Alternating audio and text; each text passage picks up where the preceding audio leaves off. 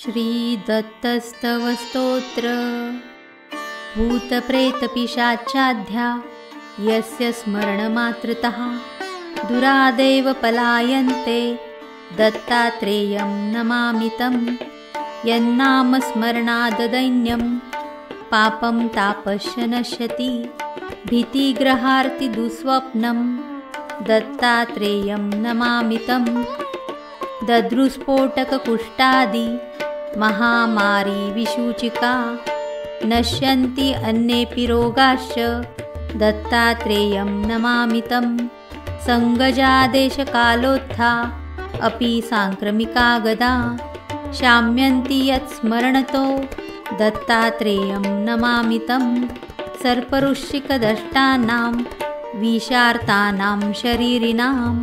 यन्नाम शान्तिदं शीघ्रं दत्तात्रेयं नमामि तं त्रिविधोत्पातशमनं विविधा अरिष्टनाशनं यन्नाम क्रूरभीतिघ्नं दत्तात्रेयं नमामि तं वैर्यादिकृतमन्त्रादि प्रयोगा यस्य कीर्तनात् नश्यन्ति देवबाधाश्च दत्तात्रेयं नमामि तं यच्छिष्यस्मरणात् सद्यो गतनष्टाधिलभ्यते य ईशः सर्वतस्त्राता दत्तात्रेयं नमामि तं जयलाभयशक्काम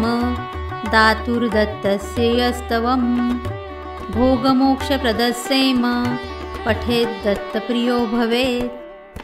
इति श्रीवासुदेवानन्दसरस्वती विरचितं दत्तस्तव स्तोत्रं